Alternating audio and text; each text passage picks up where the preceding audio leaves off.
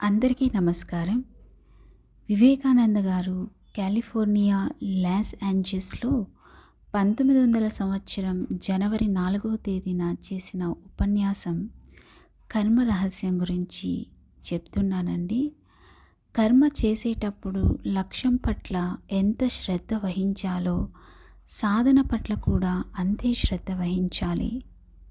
విజయాన్ని సాధించగల రహస్యమంతా దానిలోనే ఉన్నది. ఏదైనా పని జరగనప్పుడు మనం విమర్శపూర్వకంగా పరిశీలిస్తే 100కి 99 సందర్భాలలో దానికి కారణం సాధనల విషయమై మనం శ్రద్ధ వహించకపోవటమే అని గుర్తించగలగాలి. సాధన సరిగా ఉంటే ఫలితం కలిగి తీరవలసిందే. కారణమే కార్యాన్ని కలిగిస్తుందన్న విషయం మనం మర్చిపోతున్నాం.